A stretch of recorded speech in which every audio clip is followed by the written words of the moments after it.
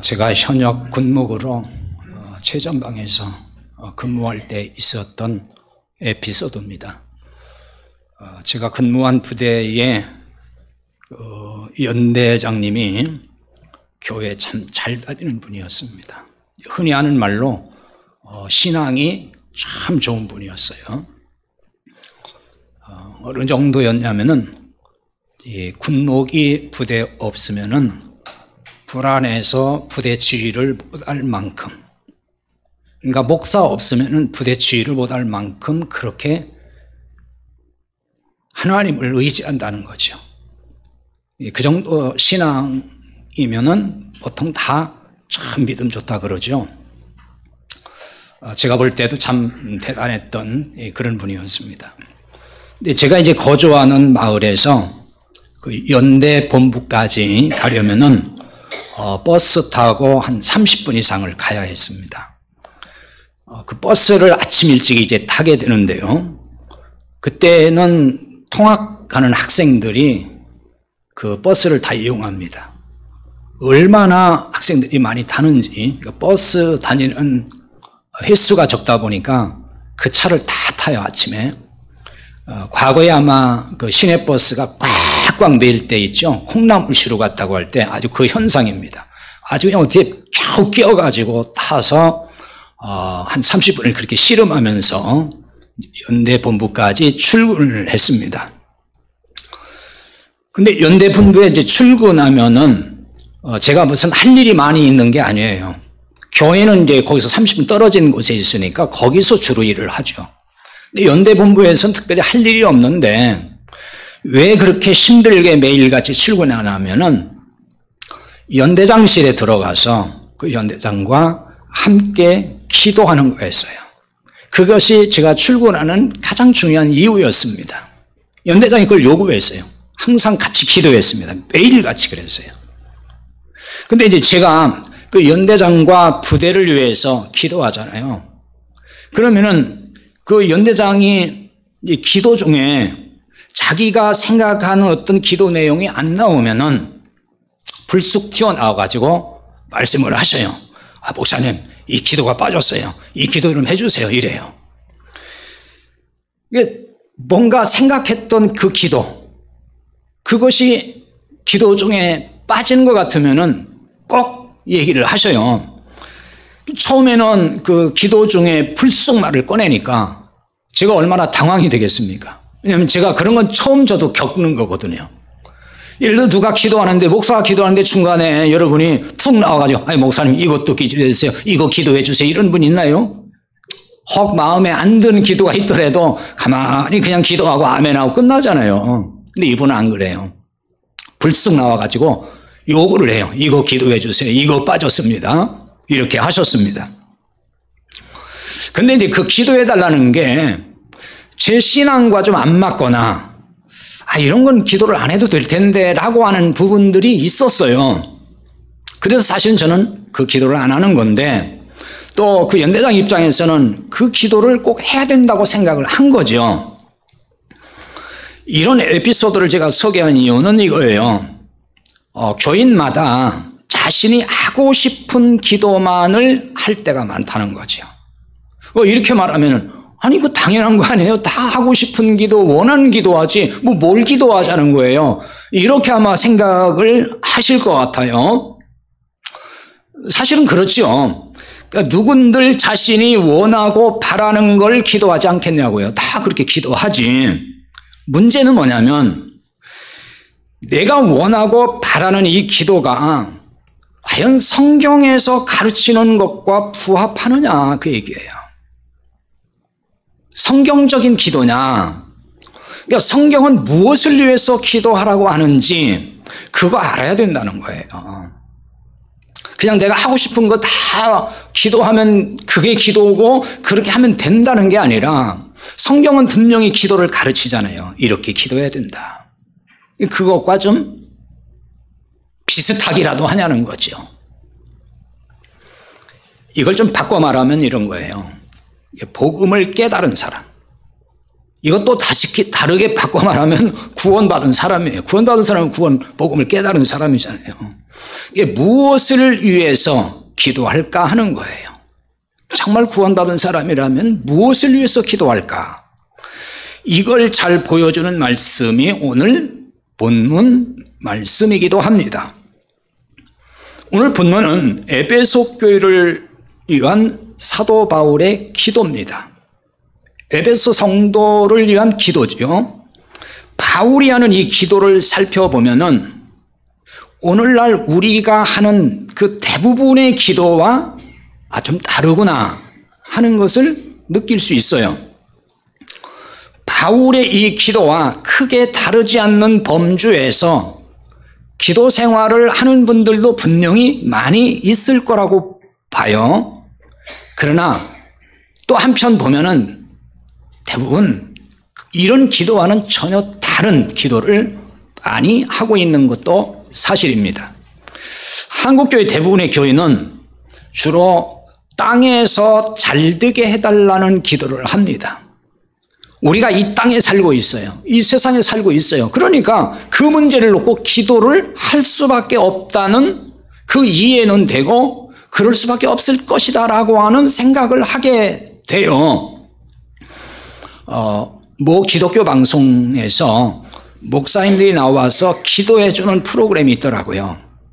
이 교인들이 방송국에 기도 제목을 보내거나 아니면 이제 어떤 경우에는 전화를 해서 제 이러이러한 사정이 있습니다. 이런 문제가 있으니 기도 좀 부탁합니다. 그러면은 혹은 편지가 왔거나 아니면 전화가 오면은 그 사연을 다 이렇게 소개해주고 어떤 목사님 나와서 기도해 주더라고요. 근데 거기에서 밝히는 이 기도 제목을 들어보면은 주로 우리 가족 중에 누가 아픕니다. 이제 병에서 고쳐달라는 거죠. 또 남편이 사업을 새로 시작했습니다. 사업에 복을 달라는 거예요. 또 자녀들이 있는데 아직 취직을 못하고 있습니다. 직장에 들어갈 수 있도록 기도해 달라는 거. 또 아직 결혼을 못했으니까 결혼할 수 있도록 기도해 주십시오. 또 심지어는 이제 지금 아파트를 팔려고 내놨는데 잘 안 팔립니다. 좋은 가격에 팔리도록 기도해 주십시오. 뭐 등등 해가지고 우리가 살아가면서 할 수 있는, 볼 수 있고 경험할 수 있는 모든 것들이 사실은 다 망라해서 기도 제목으로 나오는 걸 볼 수가 있어요.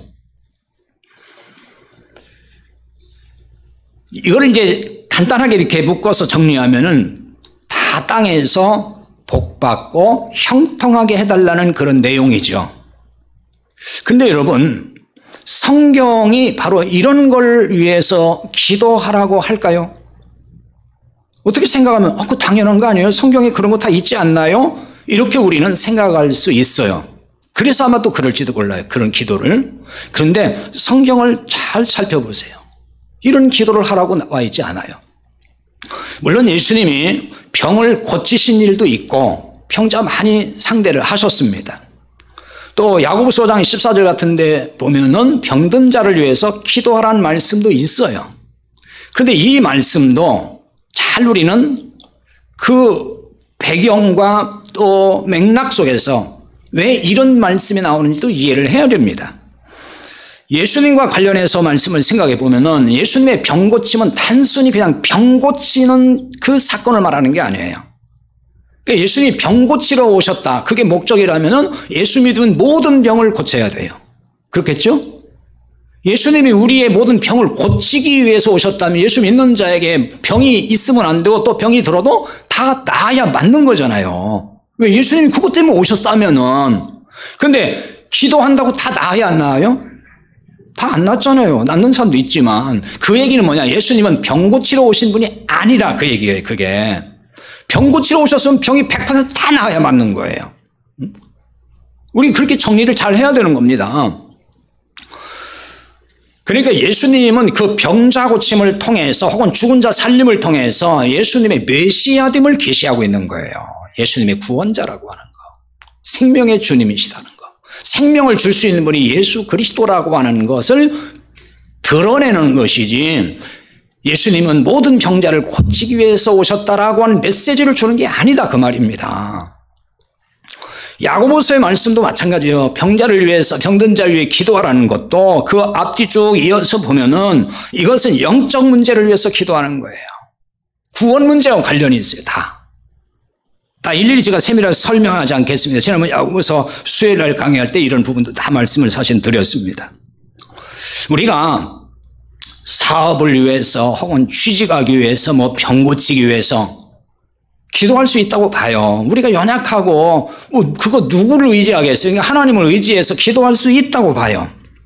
그러나 문제는 뭐냐면은 단순히 그거 하나 해결을 위한 기도가 아니라 그걸 통해서 영적인 내 실체를 보기를 원하고 내가 영적으로 변화되는 그것으로 이어지는 그 기도를 해야 된다는 거예요. 그게 중요하다는 것입니다.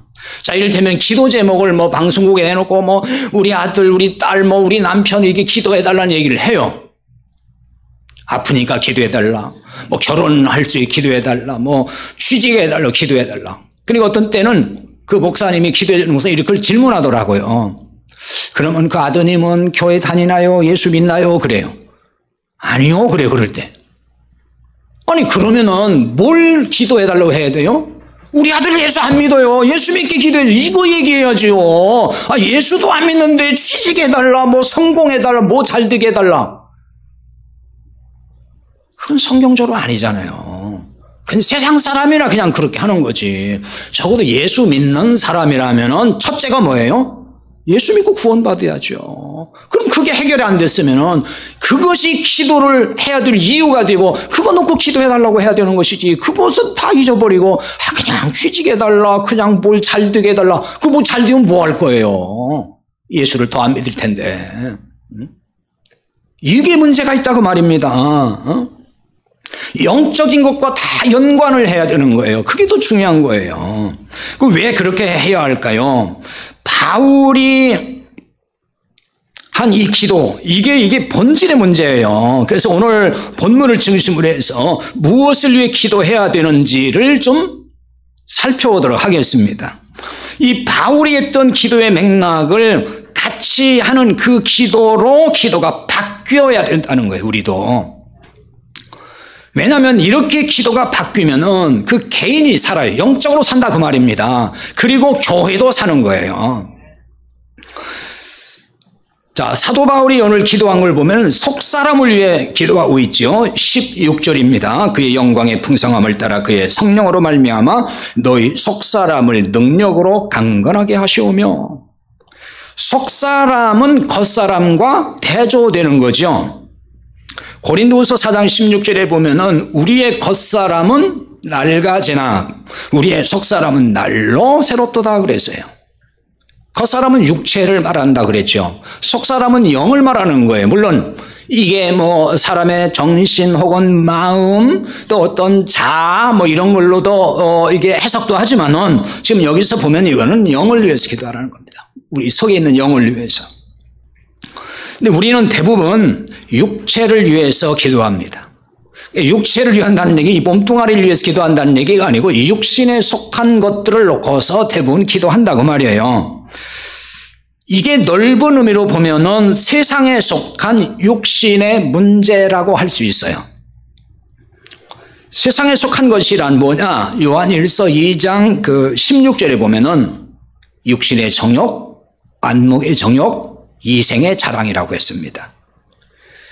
이것은 뭘까요? 거의 다 돈과 권력, 성공과 출세, 명예 등과 관련이 있는 이야기인 거예요. 이게 바로.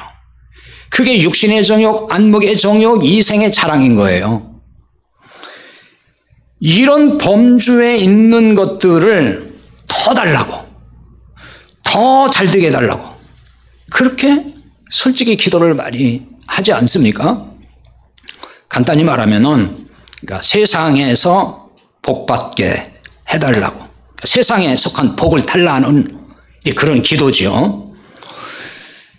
그런데 교인들의 이런 욕구, 그것을 교회가 부채질합니다. 좀 구체적으로 말하면 목회자가 부채질을 하는 거죠. 세상에 속한 이런 복을 받으려면은 무엇을 잘 하라는 말이 그거예요. 이런 복을 받기 위해서 뭔가 잘 하라고 그러잖아요. 대표적인 게 뭐죠? 예배 생활 잘해라. 그걸 이제 보통 주일 성수 얘기하죠. 그 다음에 11조 잘하라. 헌금 잘하라. 충성하고 봉사 잘하라. 교회 와서. 그래야 하나님이 기뻐하셔서 복을 주신다. 그게 복 받는 길이다. 자, 이렇게 이제 가르친단 말이에요. 그러면 자, 복음을 잘 모르는 사람들은 그게 뭐가 문제예요? 당연히 그래야 되는 거 아니에요? 이렇게 이제 반문을 한단 말이죠. 자, 이게 왜 문제가 되는 거죠? 이런 논리로 가르치는 걸 뭐라고 했어요? 이게 율법주의예요. 이게 기복주의예요. 이게 율법주의야. 기복주의는 사실은 쌍둥이에요. 같아요. 사실은 들어가 보면은 뭘 잘해야 된다. 율법대로 뭘 잘해야 된다는 거예요. 그러면 하나님 복 준다. 이게 율법주의인 거예요. 그렇게 믿는 게. 그래 복 받는다 그러니까 그게 바로 기복주의인 거고요. 그리고 이제 이런 복을 받기 위해서 뭐 하라고 그러죠? 열심히 기도하라고 또 그렇게 가르칩니다. 목회자들은 또 기도할 때마다 이런 세상 복을 받게 해달라는 기도를 빠뜨리지 않고 합니다. 그런 기도를 정말 교회에서 이렇게 기도할 때도 그 기도를 빠지지 않게 하죠. 근데 저는 안 하죠. 그래서 아마 늘 실망하는 분들이 있을 거예요. 우리 목사님 우리가 복 받기를 뭐 싫어하는가? 왜 저런 기도를 한 번도 안 하는가? 뭐 그럴지도 몰라요. 제가 몰라서 그러는 게 아니에요. 다 여러분이 뭘 원하는지 알지만은 그게 성경적 기도가 아니기 때문에 안 하는 거예요. 특히 헌금 많이 한 교인에게는 1000배 만배 축복해달라고 또 그렇게 기도하잖아요. 그런 기도 많이 듣잖아요. 저도 많이 들어봤어요.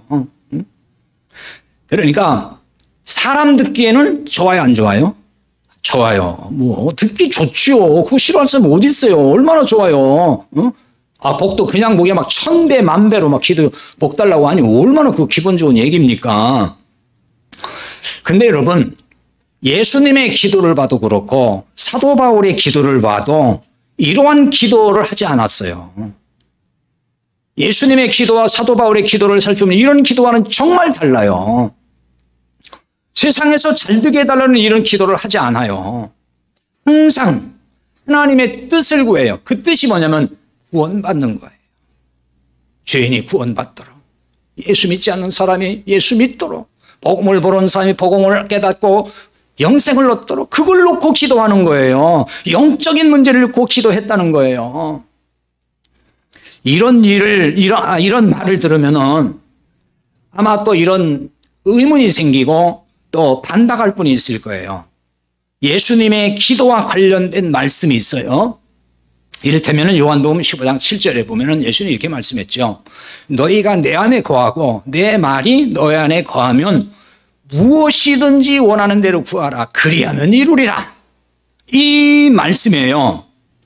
그러니까 이 말씀을 가지고 아니 예수님도 무엇이든지 원하는 대로 구하라. 그러면 다 이루어진다 그랬는데 왜 그렇게 무엇이든지 원하는 대로 구하지 못하게 합니까? 그러니까 우리가 뭐 영적인 걸 구하지 않는 것도 아니고 그것도 구하지만은 세상에서 잘 되게 해달라고 하는 세상 복 달라고 하는 게 뭐가 문제입니까? 뭐든지 구하라고 했는데 그런 의문이 들지요. 이걸 가지고 아마 반박을 하고 싶은 분이 있을 거란 말이에요. 근데 여기서 무엇이든지 원하는 대로 구하라는 말씀을 오해하는 데서 그런 생각을 하는 거예요. 무엇이든지 이거는 우리말 그대로 보면은 아무거나 다 그런 뜻이에요. 그렇죠? 아무거나 다 구하라는 거예요. 그러니까 우리말 그대로 보니까 그렇게 이해하고 뭐든지 그냥 기도하면 되는구나. 이렇게 우리는 그래서 기도를 하는 거예요. 근데 이게 원문 성경을 보면은 무엇이든지란 말이 그런 뜻이 아니에요. 이거는 누구든지 그런 뜻이 누구든지. 이 번역상 이것도 문제인 거예요. 그러니까 우리말 성경 번역에 참 문제되는 게 많다는 거 제가 자주 지적하잖아요. 이것도 그 중에 하나예요. 그 오해가 되잖아요. 뭐든지 그러니까 오해가 되는 거예요. 이건 누구든지예요. 누구든지. 주님 안에 거하는 사람이라면 누구든지 원하는 대로 구하라는 것입니다. 주님 안에 거하는 사람이라면. 그럼 또 단박에 바로 그거 아닙니까? 주님 안에 거하는 자는 원하는 대로 구하라고 하지 않았습니까? 또 이렇게 얘기를 하겠죠. 나는 주님 안에 거하기 때문에 뭐든지 나는 구하는 겁니다. 또 이렇게 얘기할 수 있어요. 그러니 뭐든지 구할 수 있지 않느냐라고 이제 반론을 펼 수 있다는 거죠. 그러나 이렇게 반론을 제기하면 주님 안에 거하지 않는다는 걸 말해주는 거예요. 주님 안에 거하고 주님의 말씀이 내 안에 거하면 있으면 뭐든지 달라고 기도할까요? 뭐 세상 물질부터 비롯해서 명예, 출세, 성공 막 이런 걸 위해서 뭐든지 다 달라고 기도할까요? 주님 안에 거하고 주님 말씀이 내 안에 있으면 기도가 바뀌어요. 기도가 달라진다니까요. 세상 것 달라고 기도하지 않아요. 저도 우리의 아이들, 자녀들 위해 기도할 때에 우리 아이들 하나님 돈 많이 벌게 해주세요. 집 사게 해주세요. 성공하게 해주세요. 출세하게 해주세요. 유명한 사람 되게 이런 거 기도 안 해요. 저 한 번도 그런 기도 해본 적이 없어요. 그래서 다 밥 먹고 살아요. 저는 그런 기도 안 합니다. 제 아내하고 늘 기도하지만은 그런 기도 안 해요. 다 어떤 기도하냐? 바른 신앙을 갖도록 늘 기도해요. 저는 하나님의 복음을 제대로 깨닫도록, 바른 신앙적 가치관을 갖도록, 바르게 살아갈 수 있도록 하나님 보시기에 이런 거 기도하지, 세상에서 잘 나가게 해달라, 어떻게 해달라 이런 거 기도해 본 적이 없어요. 그래도 그냥 다 잘 살아요. 왜냐하면 이런 걸 구하는 것이 주님의 뜻이 아니라는 걸 저는 알기 때문에 굳이 그런 거 기도하지 않아요. 기도하지 않아도 다 잘 사니까, 하나님이 다 살게 해주니까 그래요. 대표적으로 예수님이 가르쳐 주신 이 기도를 좀 살펴보면은 우리가 무엇을 위해서 기도해야 될지를 잘 알 수 있어요. 근데 우리는 왜 그걸 간과하고 사는지 모르겠어요. 예수님이 가르쳐 주신 기도가 뭐죠? 주기도문이잖아요. 너무나 잘 알잖아요. 그게 기도의 모범이에요. 이런 걸 놓고 기도하라는 거예요. 근데 우리는 그것과는 정말 동떨어진 기도를 너무 많이 한다는 거예요. 예수님께서 마태복음 6장 9절에서 11절 그 이하에도 있는데요. 그게 이제 거기 주님이 가르쳐준 기도가 나옵니다. 너희는 이렇게 기도하라 하시면서 하늘에 계신 우리 아버지여, 이름이 거룩히 여김을 받으시오며. 그러니까 아버지의 이름이 거룩히 여김을 받게 해달라고 기도하라는 거예요. 여러분 그런 기도를 하시나요? 그 다음에 뭐죠? 나라가 임하시오며. 무슨 나라가 임해달라는 거예요? 하나님의 나라가 이 땅에 임하기를 위해서 기도하라는 거예요. 여러분 그런 기도 하십니까? 그 다음에 뭐죠? 뜻이 하늘에서 이루어진 것 같이 땅에서도 이루어지도록, 하나님의 뜻이 이 땅에서 이루어지도록. 그 뜻이 무슨 뜻이라고 했어요? 구원받는 것. 모든 인간이, 모든 주인이 구원받는 게 하나님의 뜻이에요. 그러니까 그 뜻이 이 땅에서 복음이 전파돼서 이루어지도록 그거 위해서 기도하라는 거잖아요. 그 다음에 오늘 우리에게 일용할 양식을 주시옵고 그랬죠. 근데 여기에서 아마 또 걸릴 거예요. 그러면 위에 건 그렇다 하더라도 일용할 양식을 위해서 기도하라고 하지 않았습니까? 이런 생각이 들잖아요. 이 말씀도 잘 이해를 해야 돼요. 그래서 마태복음 6장 25절, 그러니까 그 주님이 가르친 기도문 이어서 쭉 이어가는데 마태복음 6장 다 연결을 하는 거예요. 그 뒤에 가서 25절에 보면 이렇게 말씀해요. 이것도 우리가 너무 잘 아는 말씀. 너희가 무엇을 먹을까, 무엇을 마실까, 무엇을 입을까 염려하지 말라. 이런 것은 이방인들이 구하는 거라 그랬어요. 그러니까 이건 이방인들이 구하는 거니까 구하라는 거예요? 구하지 말라는 거예요? 구하지 말라는 얘기예요, 사실은. 왜냐하면 아버지께서 다 아시기 때문에 이런 거 다 준다는 거예요. 그런데요, 일용할 양식을 구한다면은, 그럼 일용할 양식이라는 건 먹을 거 마실 거 다 그 안에 들어가는 거잖아요. 일용할 양식을 위해서 기도하라고 예수님이 하셨다면은 주기도문에서, 그럼 예수님의 말씀은 주기도문 기도를 가르칠 때는 그렇게 하셨고 그 뒤에 가서는 또 구하지 말라고 해요. 그럼 말이 앞뒤가 안 맞잖아요. 그럼 예수님은 언제는 이렇게 말씀하셨다가 언제는 또 이렇게 말씀하셨다가, 예수님은 정신이 없으셨나? 앞에서 이렇게 하고 뒤에 가서 다르게 말씀하고 그랬나? 예수님은 결코 그런 분이 아니잖아요. 예수님은 항상 일관되게 말씀을 하셔요. 그러니까 성경은 우리가 이해를 못해서 그렇지 모든 게 창세기부터 계시록까지 다 일관되게 가는 거예요. 우리가 이해를 못하니까 자꾸 충돌이 되는 거지 전부 일관되게 가는 것입니다. 그러므로 이 기도에서 일용할 양식은 어떤 양식이겠어요? 육의 양식을 말하는 게 아니에요. 영의 양식을 구하라는 거예요. 날마다 하나님이 주시는 영의 양식, 생명의 말씀, 그 생명의 양식을 구하라는 거예요. 다시 말하면 너희들이 날마다 그 육신의 양식만을 찾고 그걸 가지고 살려고 하지 말고 하나님이 주시는 생명의 양식을 통해서 너희가 영적으로 살아야 된다. 그거 말씀하는 거예요. 먼저 그의 나라와 그의 일을 구하라고 하신 말씀도 이런 맥락에서 이해를 해야 돼요. 맥을 같이 하는 겁니다. 여기서 이제 또 그래서 걸려요. 왜냐하면 먼저라는 말 때문에 그렇습니다.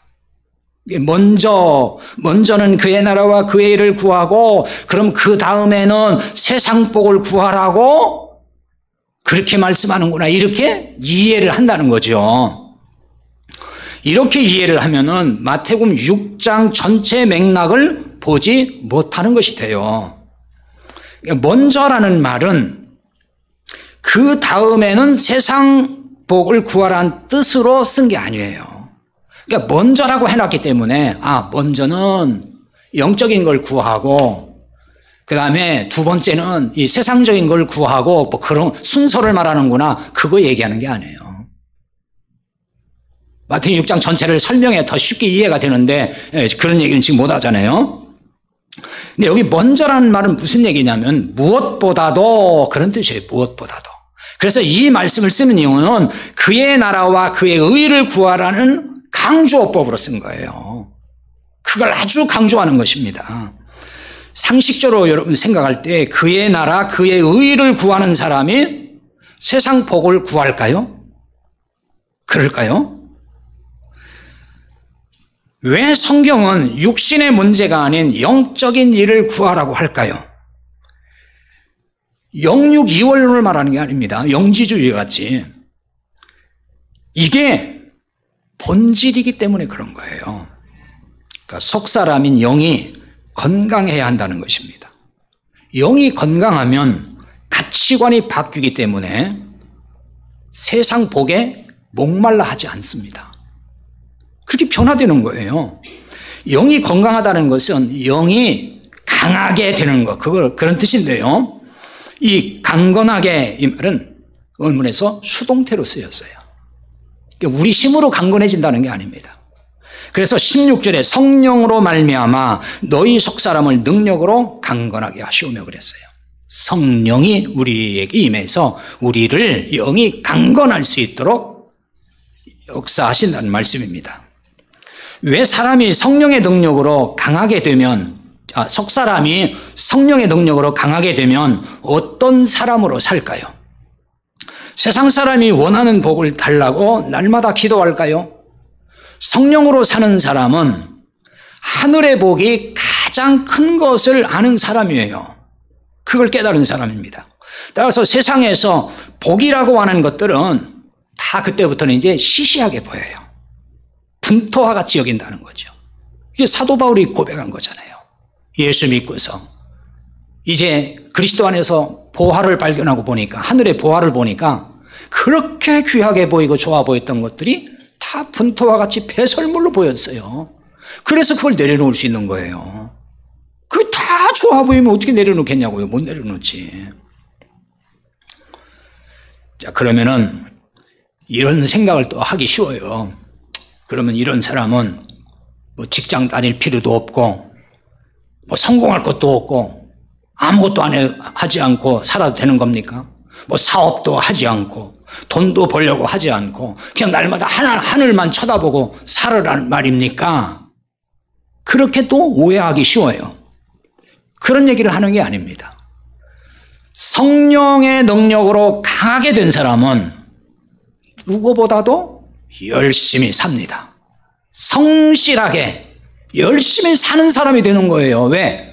살아야 될 이유를 알아요. 그 사람은 성령으로 강하게 된 사람, 하나님 은혜 안에 사는 사람은 내가 지금 왜 살아야 되는지를 안단 말이에요. 삶의 목적이 뚜렷해졌어요. 그러니까 열심히 살아요. 누구보다 성실하게 살아요. 사업을 해도 열심히 합니다. 성실하게 합니다. 직장 생활도 성실하고 열심히 합니다. 살아야 될 이유를 알면 그렇게 사는 거예요. 그 이유가 뭘까요?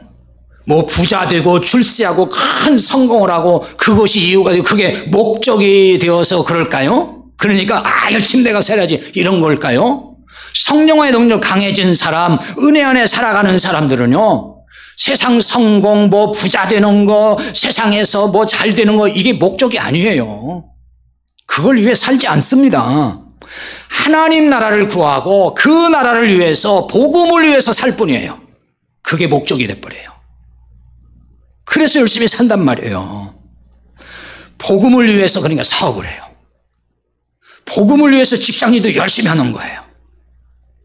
내 삶의 현장에서 열심히 살아간 이유가 하나님 나라를 내가 너무 사모하고 그 나라가 이 땅에 빨리 임하기를 원하기 때문에 그래서 열심히 사는 거예요. 돈을 버는 이유도 거기에 있어요. 왜? 그 일을 위해 내가 돈을 써야 되니까. 하나님 나라가 임하기를 위해서, 영혼을 살리는 그 일을 위해 내가 돈을 써야 되잖아요. 이 땅에 있는 한은.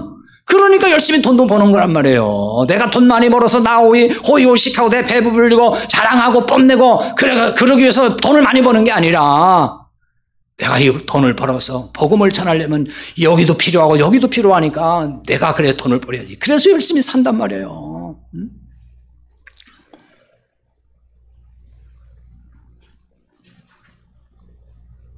성령의 능력으로 강한 사람은 이렇게 사는 것이 행복해요. 밀려서 끌려서 하는 게 아니에요. 누가 압박을 주기 때문에 하는 것도 아니에요. 그렇게 해야 복 받는다고 해서 하는 게 아니에요. 지금 안 하면 저주받으니까 해야 된다는 게 아니에요. 그 자체가 너무 기쁜 거예요. 이제 그렇게 살아가는 게 나는 그냥 행복이에요. 그게 그래서 하는 거란 말입니다. 그러므로 무엇보다 성령의 능력으로 강한 사람이 되기를 기도해야 된단 말이에요. 그런데 왜 한국 교회는 기도가 이렇게 바뀌지 않는 걸까요? 현실적 이유가 가장 크다고 봐요. 세상에서 복받게 해달라는 기도를 교인들이 좋아하잖아요. 솔직히 좋아하잖아요. 다. 사람들은 그걸 굉장히 좋아해요. 왜냐하면 모든 종교를 가진 사람들은 다 왜 종교를 가냐? 복 받으려고 종교를 가져요. 솔직히 말하면 뭔가 다 형통하고 잘 되기를 바라서 종교를 갖는단 말이에요. 그런 연장선에서 교회 나온 사람들이 수두룩한 거예요. 그냥 장소만 바뀐 거예요. 법당에서 교회당으로 바뀐 거란 말입니다. 그래서 하나도 복 달라고 잘 되게 해달라고 그것만 기도하고 그것 때문에 교회 다니니까. 그걸 좋아하니까 교인들이 그걸 좋아해요. 그러니까 목회자들은 교인들이 뭘 좋아하고 뭘 원하는지를 다 알아요. 저는 모르겠습니까? 저도 여러분이 뭘 생각하는지 뭘 좋아하는지 다 안다고요. 다 꿰고 있어요. 그래서 여기에 맞추어서 기도하는 거예요. 그러니까 여기에 맞추어서 신자들 좋아하는 걸 기도해야 될 거 아니에요. 그래야 헌금도 많이 하고 봉사 열심히 할 거 아닙니까? 그리고 복 받으려면 기도를 열심히 하고 충성하고 봉사하라고 이제 가르친단 말이에요. 그래서 복 받기 위해서 기도하고 또 복 받기 위해서 열심히 내서 충성하고 봉사하고 헌금도 하고 그런단 말이에요. 그러니까 교인들이 막 열심히 내고 헌금도 잘하고 그러니까 교회에 얼마나 도움이 되냐고요. 헌금도 많이 나와 양적으로 성장하는데 굉장한 도움이 되는 거예요. 이 좋은 걸 누가 바꾸려고 하겠냐고요. 기도를 바꾸면 그렇게 안 할 텐데. 바로 이게 현실적 이유예요. 솔직히 그겁니다. 교회를 키워야 되고 사람을 끌어모아야 되고 그러니까 이 기도를 바꾸면 어려워지는 거예요. 오히려 목회자가 더 앞장서서 복받게 해달라는 기도를 하고 있다고 보는 게 맞죠. 교인들은 뭘 아나요? 목회자가 기도하는 걸 배우는 거지. 그러니까 이런 기도를 자연스럽게 배워요. 그래서 성도들도 교인들도 따라서 그런 기도를 하게 되고 그러면서 기도가 바뀌지 않아요. 그냥 항상 그 기도요. 이런 현상을 어떻게 설명해야 될까요? 은혜 복음을 모르기 때문에 나타나는 현상이 아닐 수가 없어요. 복음을 모르기 때문에 이 땅의 것에 욕심내고 더 달라고 끊임없이 기도하는 거예요. 여러분, 한국교회가 살려면 기도가 바뀌어야 됩니다. 현재 대부분이 하는 이 기도를 계속하는 한 교회는 살아날 수 없어요. 왜 그럴까요? 이 세상 복을 구하는 것은 율법주의, 기복주의에서 나오는 거예요. 율법주의, 기복주의 산물이 바로 그거예요. 오늘날 한국교회 위기는 어디서 왔다고 보십니까? 저는 율법주의, 기복주의에서 왔다고 봐요. 저는 그렇게 진단합니다. 사람마다 다 다르게 진단하게 저는 그렇게 진단을 해요. 율법주의, 기복주의가 왜 문제가 되냐면 이건 참 생명을 주지 못하니까 그러는 거예요. 그걸로는 참 생명을 주지 못해요. 참 영생을 얻지 못하게 한다 그 말입니다. 복음이 생명을 주고 영혼을 살리는 것이지 율법주의, 기복주의는 절대로 생명을 살릴 수가 없어요. 그러니까 교회가 살아날 수가 없는 거예요. 이 율법주의, 기복주의를 활용하면요, 한동안은 뭔가 잘 되는 것 같아요. 한국교회. 교회가 잘 되는 것 같아요. 왜? 열심히 내니까. 헌금도 잘하고 기도도 열심히 하고 그러니까 뭔가 잘 되는 것 같단 말이에요. 막 부흥하는 것 같아요. 한국교회 한때 그랬잖아요. 그런데 지금 한국교회 지금 어떻게 되고 있어요? 지금 완전 내리막길로 가고 있어요. 마치 거품이 이제 거치는 거예요. 그러니까 거품이 일어났다가 그 거품이 다 사그라지는 현상을 지금 겪는 거예요. 그거 왜 그럴까요? 복음이 빠졌기 때문에 그런 현상이 오는 거예요. 그동안 너무나 율법주의, 기복주의로 그냥 나갔어요. 그래서 열심히 내기는 했어요, 한동안. 그런데 그것이 계속 통하는 게 아니란 말이에요. 시대가 바뀌고 세대가 바뀌면은 이게 안 통해요, 이게. 그러니까 이제 식는 거예요, 다 식어요. 거품 빠지는 거죠. 갈수록 그럴 거란 말이에요, 지금.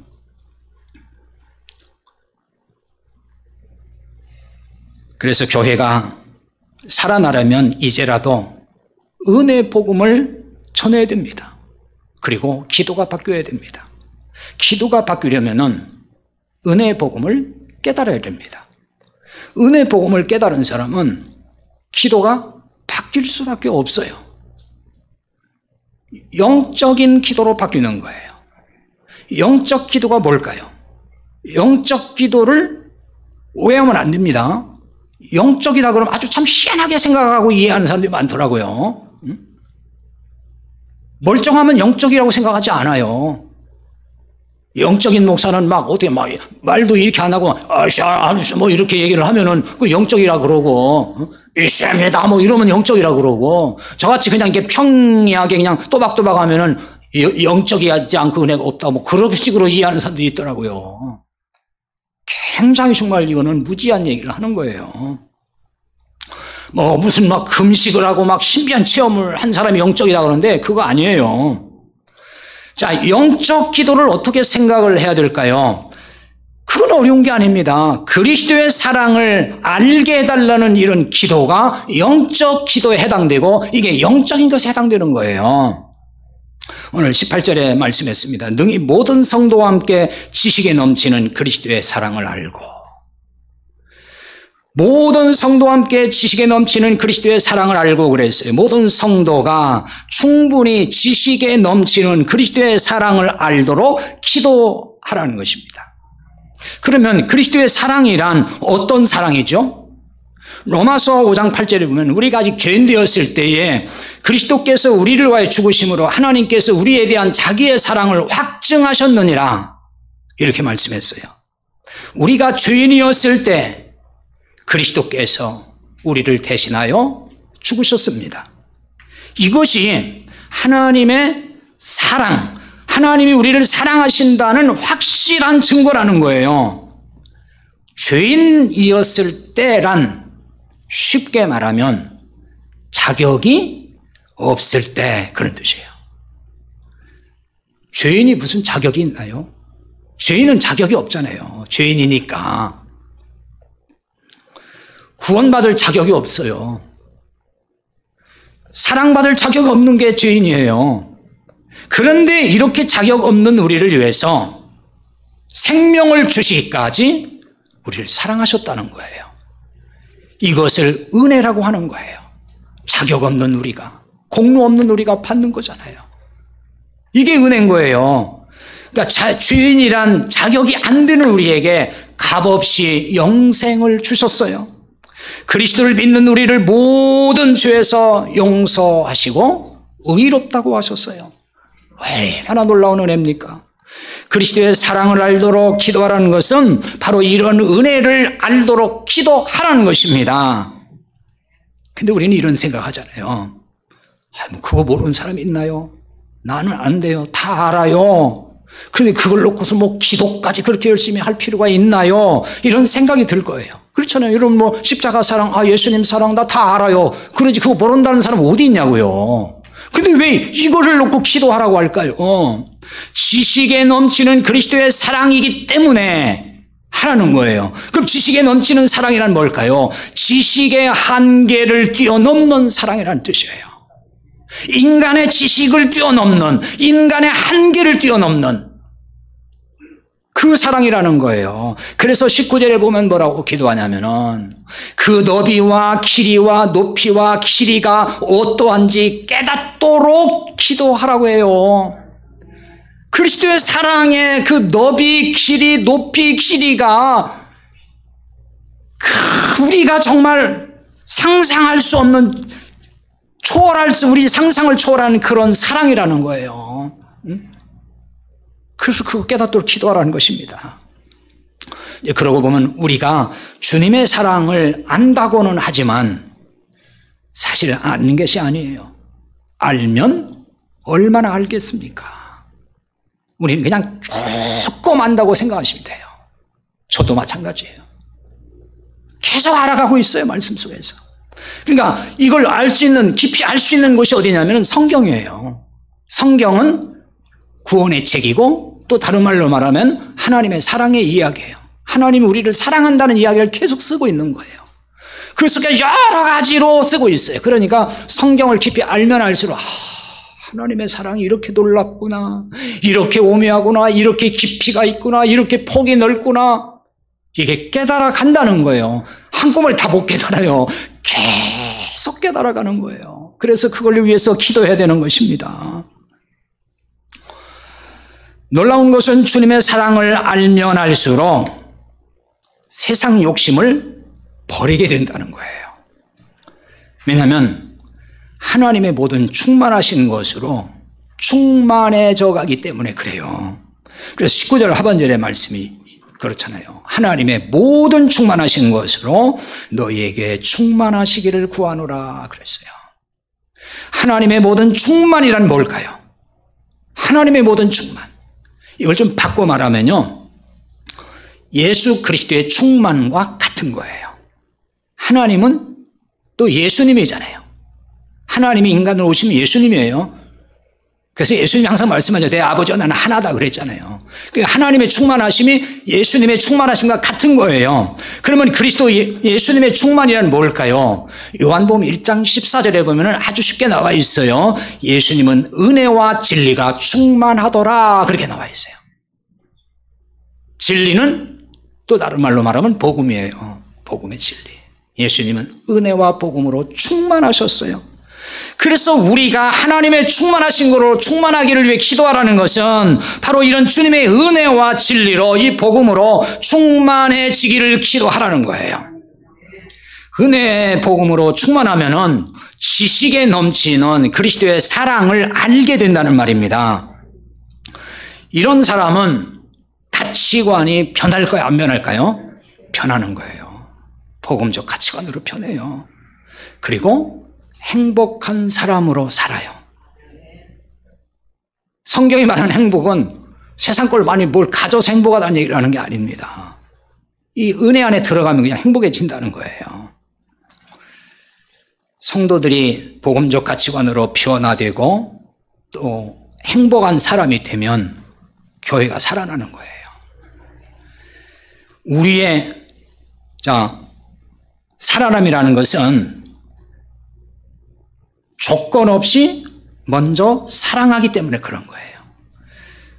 복음적 가치관이라는 것은 은혜의 가치관과 같은 얘기입니다. 그 은혜로 충만하잖아요. 그러면은 먼저 사랑하는 사람이 돼요. 그게 복음이잖아요. 하나님 먼저 사랑했잖아요. 그게 복음적 가치관인 거예요. 내가 먼저 사랑하고 먼저 헌신하기를 기뻐하는 사람이 되는 거예요. 이게 복음적 가치관이고 능력인 겁니다. 누가 하기를 바라는 게 아니에요. 그냥 내가 먼저 사랑하고 내가 먼저 헌신하는 거예요. 그렇기 때문에 그런 사람은 또 먼저 존중해주고 먼저 존경해줘요. 그럼 성도들이 다 이렇게 은혜와 진리로 충만해서 이런 가치관 다 변화됐어요. 그래서 자, 먼저 사랑합니다. 먼저 헌신합니다. 서로 먼저 존중해줍니다. 먼저 존경해줍니다. 그럼 그 교회 살아나겠어요? 죽어가겠어요? 살아나잖아요. 그런 교회는. 그런 교회가 왜 죽겠냐고요. 살아나지. 우리의 기도를 바꿔야 될 충분한 이유가 여기에 있습니다. 여전히 그 육신의 일만 구하고 있다면은 영적인 것으로 이제는 기도가 바뀔 수 있기를 바랍니다. 그러므로 우리 교회가, 우리 공동체가 비록 작지만은 강한 교회로 세워져 갈 수 있기를 바랍니다. 기도합시다.